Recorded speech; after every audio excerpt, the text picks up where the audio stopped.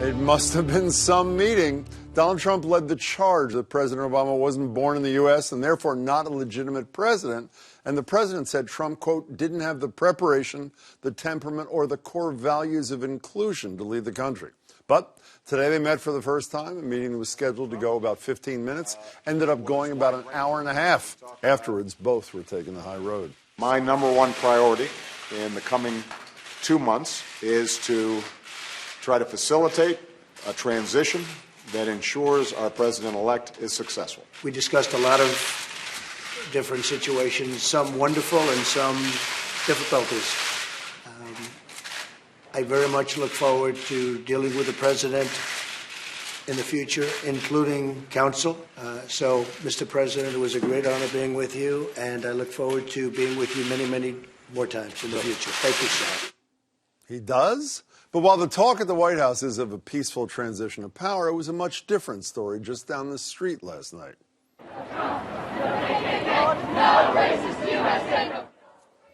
Thousands of protesters marched to Trump's new D.C. hotel to express their concerns about his victory.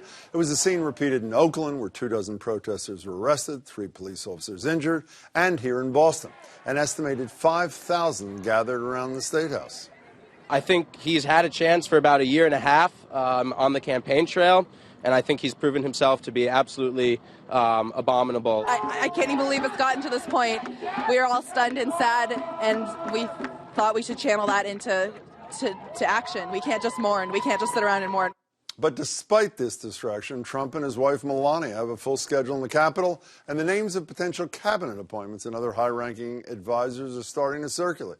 This morning, one person on that list, Rudy Giuliani, talked about Trump's top agenda item, saying a wall along the Mexican border could be built by executive order, and that Trump's first legislative action might be tax reform.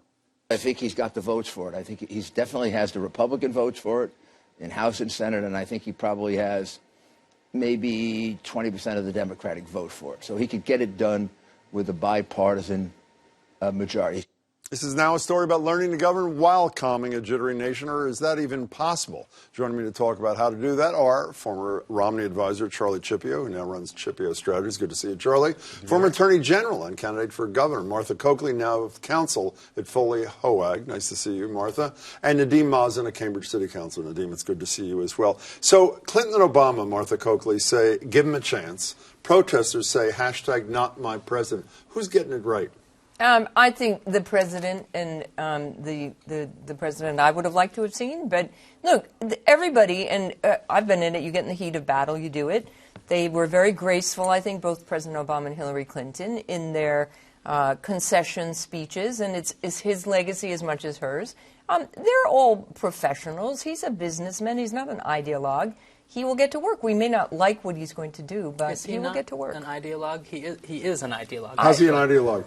I mean, he is a demagogue and an ideologue, literally by definition. But and people are correct to be upset with him and to protest. But we have no choice. The reason why people should accept it is that we have no choice. We must do the right thing and the gracious thing, as you said. That doesn't make him not a demagogue. He may be a demagogue, but remember, he used to be a Democrat, right. And he's been he's been on all sides of every issue, and I think he's going to want to go and make this work. Charlie. He is certainly a demagogue and authoritarian, but frankly, I don't think he has any ideology. I think he'll say almost anything he feels like he needs to. At the moment. Did the respectful tone at 3 a.m. Wednesday morning, and to me, a shockingly respectful tone, saying you've done terrific work here and things like that, does that matter at all? I know it's only words, but they are dramatically different words than we've ever heard come out of his mouth. Does that matter? I think a lot of us actually expected this Trump to come out. We expected him to win, and we expected him to do this thing. I think we're all very fortunate that he is doing this business Trump. Unfortunately, we also know through myriad interviews that he's capable of a lot of volatility. So we've seen that Trump as well, and I'm scared for when that Trump will rear its head. Let's talk about that Trump. What is the demonstration? I mean, words are words. I mean, anybody can say them. Actions are going to speak really loudly, and he'll start making decisions with appointments now. Does who he chooses for the secretary positions, is that critical? Rudy Giuliani is rumored for Attorney General, Sarah Palin for Secretary of Interior. Does that matter, or is the big one who replaces Antonin Scalia? How do you judge this guy? Well, they're all important. And as Elizabeth Warren says, personnel is policy. So who you appoint for so much of the administrative and executive authority that a president has makes a big difference. But yes, the Supreme Court holds so much more in balance in terms of constitutional rights. And I think that is particularly true for this administration, where we really have no idea, and frankly, I think he really has no idea where he stands on a lot of these issues. Except for the fact that one of the things he did during the campaign, which I wish other candidates would do, is to assure his conservative base that he was the real deal, as opposed to what you say is, who knows what he is? He was a liberal. He's a conservative. We'll see, will we? Is know when he until released the does it. name of the 21 justices, from which 21 people from whom he would pick a justice or nominate a justice, all of whom are very conservative people. So he did give us a sense, did he not? But let's see what he he does. did on that, but let's see what he does. Let's see what he does on a lot of other issues. Let me give you another see what he does. Rudy Giuliani, we just heard a minute ago. Forget the wall by executive order for a second. Tax reform. I mean, the reason he says tax reform is we can get maybe 20 Democratic votes. Barack Obama got 0 Republican votes on the Affordable Care Act when he controlled every part of government. Is that not a hopeful sign? What Rudy Giuliani, he's not exactly a compromising kind of guy. Is that a hopeful sign, what we heard this morning from him? Look, they've got to be practical in some respect if they want to get things done. And, Rudy Giuliani's politics aren't mine, but he served as a good U.S. attorney. He was a great mayor of New York, for part of it anyway, and he's a hero to people after 9/11. Unless you're a Muslim. I mean, he was not the greatest guy. And to be totally honest, the problem is with Democrats. It's not with Rudy Giuliani trying to cross the aisle. The reason he can cross the aisle is that we have a lot of center-right Democrats, and that we have a great deal of difficulty as millennials coming of age and controlling the party, actually wresting control for where the center of the party is, very far left of center. What does a Muslim have to hear from his mouth or see in terms of action to allay fears that were born of no Muslims coming to the country? Then it's been adjusted a little. I'm not even sure where he is now. What do we have to hear out of him on that? What Muslims want, I think, and I can't speak for all Muslims. Well, let's speak for one. Is the president-elect backing off of Obama's policies of surveillance and big military? Off of Obama's policies? That's correct. Yeah. And how about his own policies? Well, his own policies are obviously unconstitutional and ridiculous, so I suspect he won't go in that direction. But we actually have to see someone who works with communities that have been very vibrant and very multicultural, and not obviously surveil people in a way that is un-American. Shirley Young wrote a piece, I'm sure you saw it in the Globe today, essentially saying misogyny is alive and well in the White House, and he's got to do a lot. I assume you agree with that? I do. And was this a defeat for women, or was it a defeat for one woman?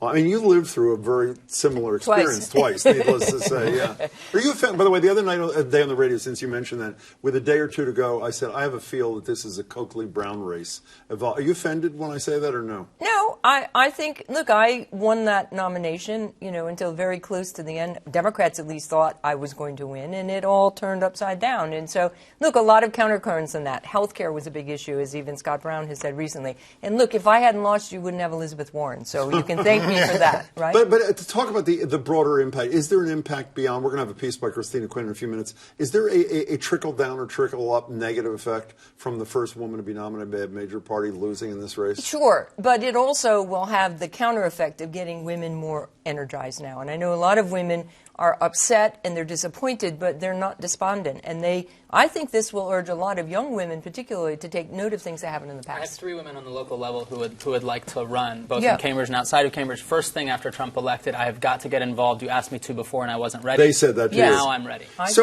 new energy on that. I want to say, who leads the Democratic Party? I mean, the big Democratic Party. And by the way, I asked last night, I had 3 Congress people here. I asked them, do you support Nancy Pelosi to lead congressional Democrats? Forget larger. Here's what, in order, Representative Congressperson Capuano, Tsongas, and Kennedy had to say. Here it is. I have expressed my concerns in the past. I love Nancy Pelosi, but I'm a coach. I kind of think that there comes a time. The Democratic caucus has to go back real clearly and have this discussion, and we will be doing that next week. I think we have to go back and start the conversation about what next. I'm a fan of Leader Pelosi, but I think there's certainly going to be a conversation going forward about what our caucus needs to do. But she's done a great job. So you didn't have a wonderful look on your face. I want to ask you about the Pelosi thing. Let me ask you about a larger thing. Obviously, it was not a ringing endorsement of Leader Pelosi there. How about on the national level? Who is the leader of the Democratic Party right now? I think it's really interesting. Certainly Bernie Sanders. There's all kinds of echoes of 2020, and no one's saying is he Bernie too Sanders? old. Yeah, that's all over the internet right now, which is crazy to me. He'd be 77. I know. Okay, so fine. Go I'm ahead. not saying it. I'm hearing it. Okay, what are you saying? But I'm looking at people talking about Keith Ellison for DNC chair, and I think that's a very strong move. Both a Bernie Sanders supporter, Minnesota, but also of color, a Muslim man, Yeah, he is, yeah. and someone who could really bring the party together in a very progressive way. Who do you think is the leader or should be the leader of the Democratic I Party? think it's in flux right now. I think we have seen with a Bush family and a Clinton family that those operations really were the different parties. And when the anti-establishment vote, both Republican now in the general election, was we want something else. I think both parties have to figure out, aside from Donald Trump, who's going to be in charge and how are they going to create an agenda and momentum and some kind of leadership. So we know it's not Debbie Wasserman Schultz. Who is on the Democratic I don't know, side? but I think they're going to have to decide. I think there's going to be a battle, and I think that has to be decided in the context of just how the strong anti-establishment feelings that are out there, clearly, as we know right now. So I don't think that the Nancy Pelosi's of the world are going to be it. Charlie, thank you. Thanks. Martha Coakley, good to see you Always a again. pleasure. Nadine, thank you so much. Good to see you.